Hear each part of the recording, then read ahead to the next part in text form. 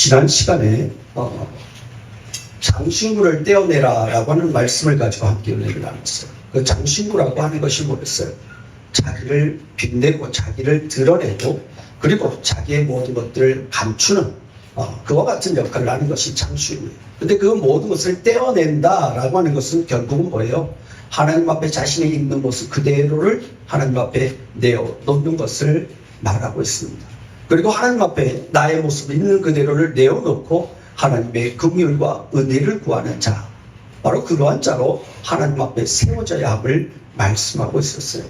그런데 오늘 말씀에 보면 이 모세가 장신구를 떼어내는 것으로 끝나는 것이 아니라 자기의 장막을 이스라엘 백성들의 그 장막 사이에서 따로 구별해서 광야 쪽에 구별해서 세우라요. 그것을 오늘 회막이라고 합니다.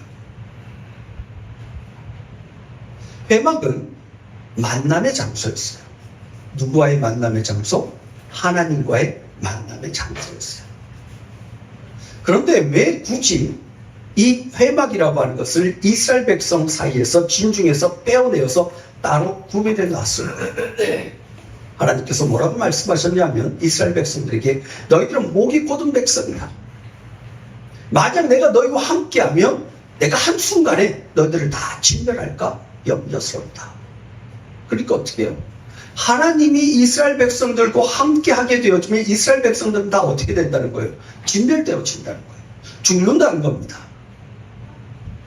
그런데 하나님께서 모세와는 함께 친구처럼 이야기했다고 늘 말씀하고 있어요. 그런데 이스라엘 진중 안에서 만나는 것이 아니라 어떻게 해요? 따로 구별되어졌어요. 구별되어져서 하나님과 모세가 만남을 가졌습니다. 그런데 이 모세와 하나님과의 이 만남을 바라보면서 이스라엘 백성 중에서 따로 구별해서 이 진중에서 모세를 따라 나오는 한 무리가 있었어요.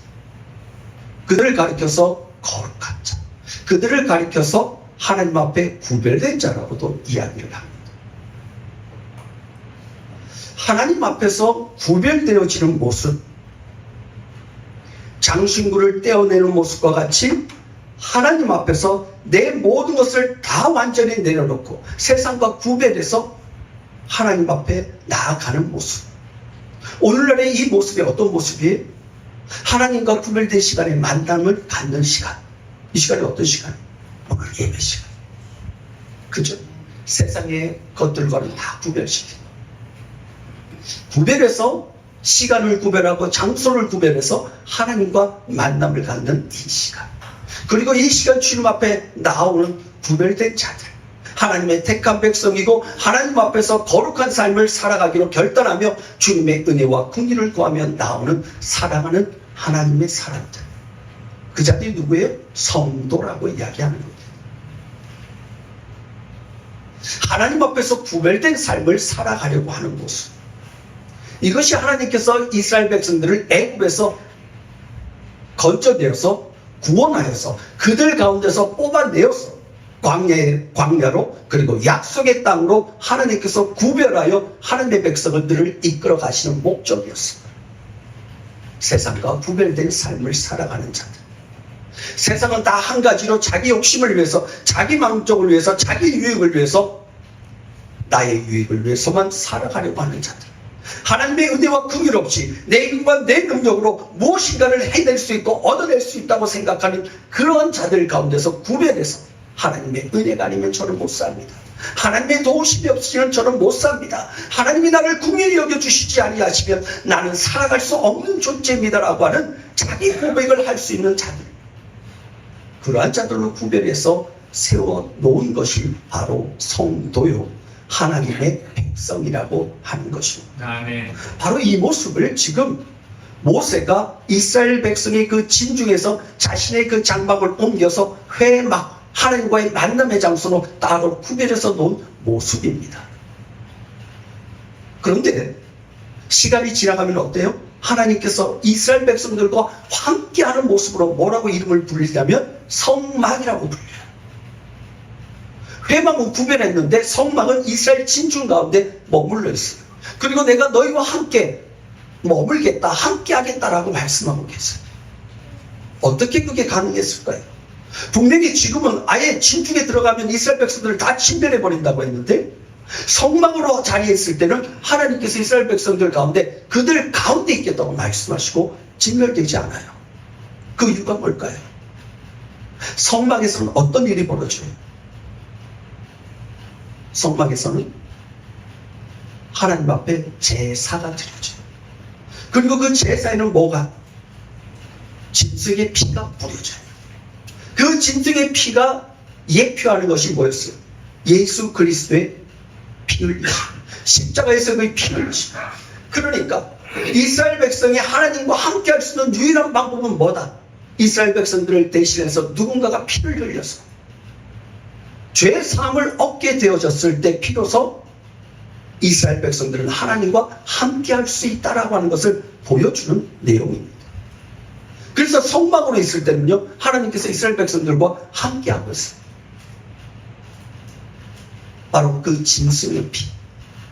이스라엘 백성들이 죄를 범함으로 인해서 하나님 앞에서 죽을 수밖에 없었는데, 하나님 앞에서 심판받을 수밖에 없었는데, 바로 이 짐승이 대신 죽음으로 인하여서 이스라엘 백성들이 살아나는 겁니다.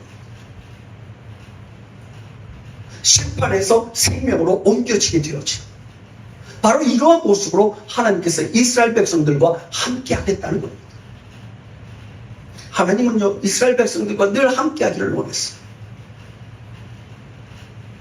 그런데 이스라엘 백성들이 그들이 죄로 인해서 하나님이 그들과 함께 하지 못하게 되었죠.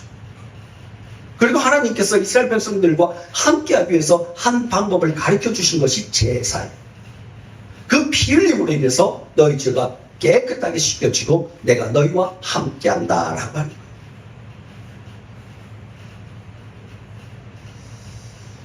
아브라함이요, 창세기 15장 1절 말씀을 보면 하나님께서 뭐라고 하시냐면, 나는 너의 방패가 되어주고 내가 너의 지극히 큰 상급이다 라고 말씀하고 있어요. 하나님이 아브라함에게 뭐라고 하냐면, 내가 너의 큰 상급이야, 내가 너와 함께하는 것이 너에게 큰 상급이야 라고 말씀하시는 거예요. 놀라운 것이죠. 아브라함이 죄가 하나도 없었기 때문인가요? 아니에요.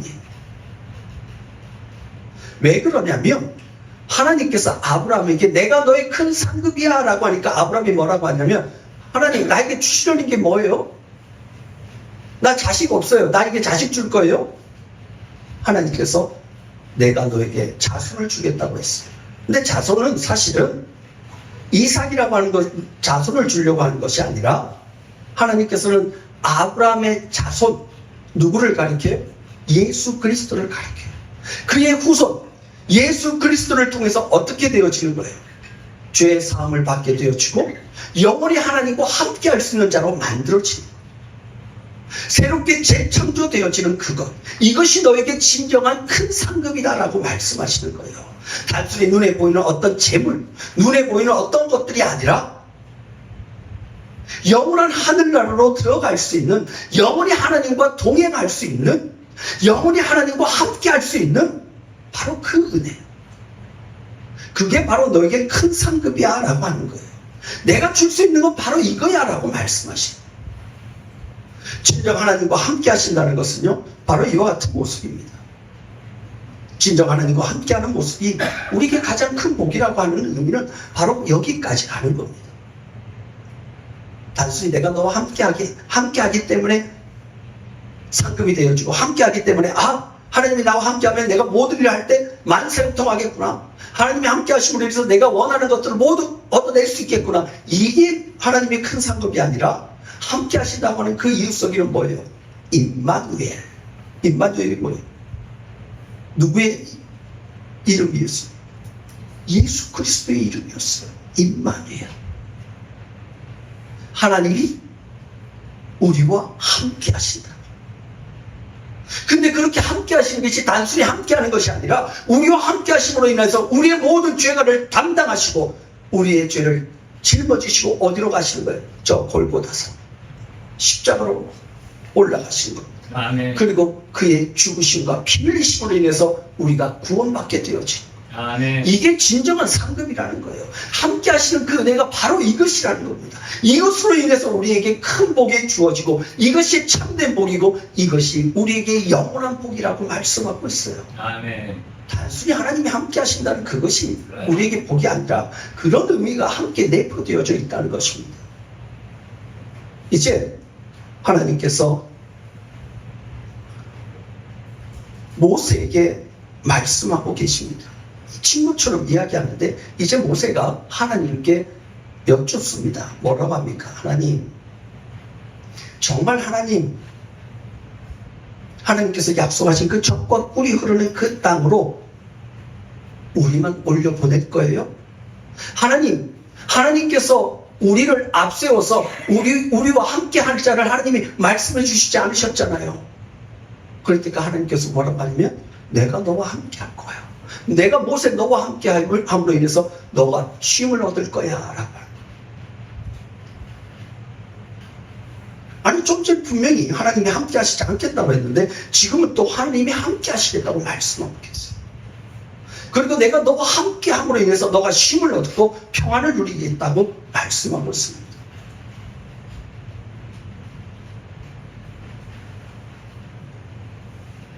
하나님께서 조금 전까지만 해도 내가 너와 함께하면 너희들은 다 진멸할 거야 라고 말씀하셨는데 모세와 이야기하면서 내가 너와 함께 올라갈 것이고 함께 가는으로 인해서 너가 쉼을 얻을 거야 라고 말씀하셔요.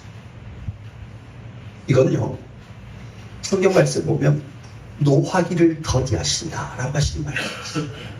하나님이 진노하시고 심판하시지만 그 심판이 뒤로 미뤄지는 모습으로 나타나지는 겁니다. 하나님의 은혜와 긍휼을 베풀어서 다시 한번 그들에게 믿음의 길을 걸어갈 수 있도록 하나님이 긍휼과 은혜를 베풀어 주시겠다라고 하시는 것이 지금 모세와 약속하는 모습이에요.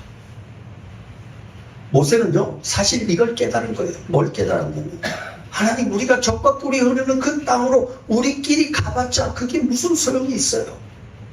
하나님이 함께 하시지 않는다면 그 젖과 꿀이 흐르는 그 땅이 우리에게 무슨 축복의 땅이 되고 복이 복된 땅이 되겠습니까? 지금 이걸 고백하고 있는 거예요. 하나님 차라리 우리끼리 올라가라면 하나님 올라가지 말라고 해주세요. 하나님과 함께하는 것이 아니면 우리에게는 아무 의미가 없습니다 라고 고백합니다.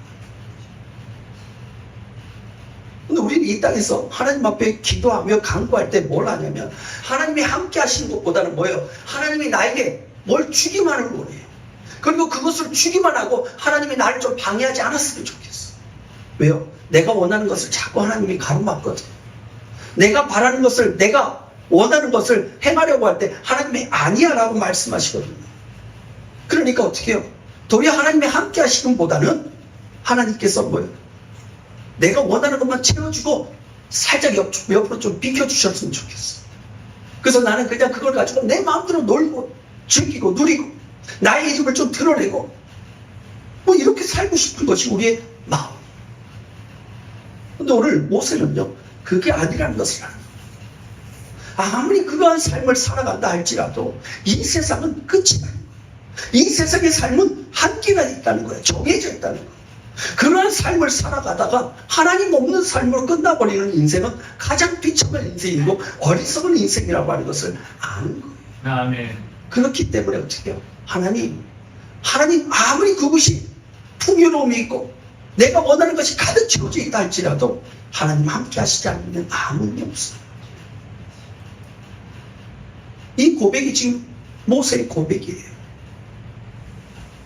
하나님 앞에서 우리가 진정으로 하나님 앞에 구해야 할 것은 하나님 나와 함께 해주세요. 아멘. 근데 하나님이 나와 함께 하시는 것이 우리에게 세상의 사람들이 볼 때는 이게 형통한 삶이 아니에요. 하나님이 함께 하심으로 인해서 때로는 우리가 원치 않는 길로 갈 수밖에 없는 상황이 놓여져 있을 수 있다는 겁니다. 하나님이 함께 하시는 하나님의 백성들의 모습을 한번 보세요. 하나님의 사람들의 면면을 한번 찾아보세요. 그들의 삶이 과연 자기가 원하는 삶을 살아가고 있는지, 전혀 그렇지 않습니다. 하나님이 함께 하시는 삶은요, 자기가 원하는 삶을 하나님께서 다 이루어주는 삶을 살아가는 자가 아니라 내 삶이 거기서부터 끝이에요. 하나님이 함께 하실 때 어떻게 해요? 하나님께서 뜻하시는 길로 나를 이끌어 가시는 겁니다.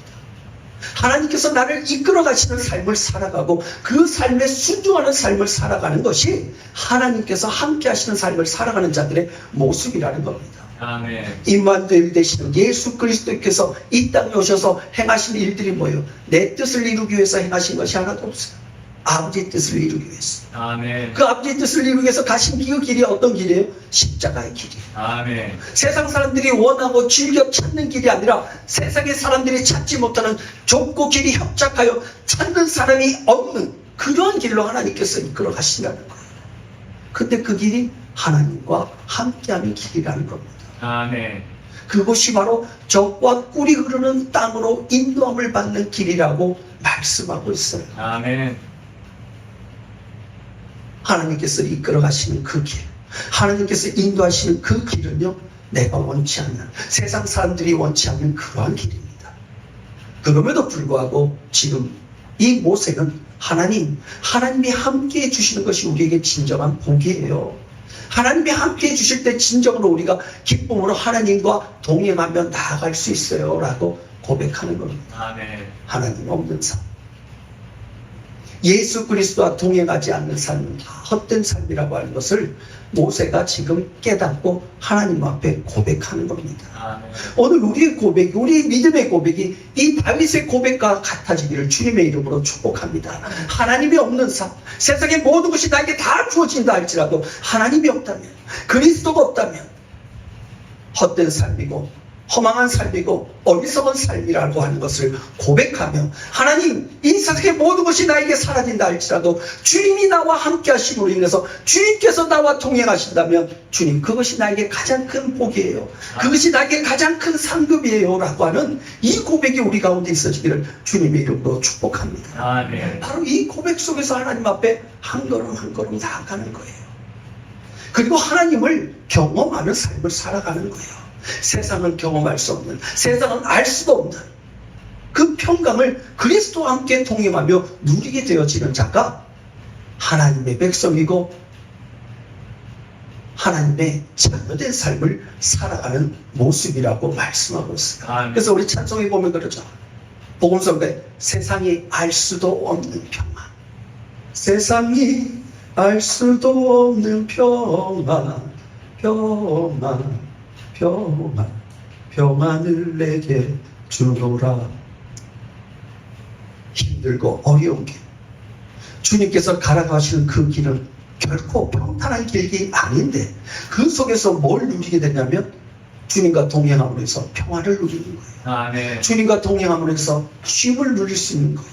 안식을 얻을 수 있는 거예요. 아멘. 세상이 알 수 없는 거예요. 세상이 사람들이 볼 때는 와, 저렇게 힘들고 어려운 길, 저렇게 하나님이 함께 하신다고 하는데 저 인생은 뭘 저렇게 힘들고 어렵냐? 고난 가운데서 저렇게 힘들고 어려운 길을 걸어가냐? 그런데 자세히 보니 저 사람의 삶의 모습이 힘들고 어려운데, 분명 힘들고 어려운데 저의 얼굴 속에는 왜 저렇게 환한 기쁨이, 그리고 그 이야기 속에 함께 이야기를 나누면 왜 저에게서는 내가 경험하지 못했던, 내가 세상의 모든 것을 누리면서도 경험하지 못했던 평안이 그에게서 왜 있느냐라고 물음표를 던질 수 있는 삶, 그 삶을 살아가는 것이 우리 그리스도인이에요.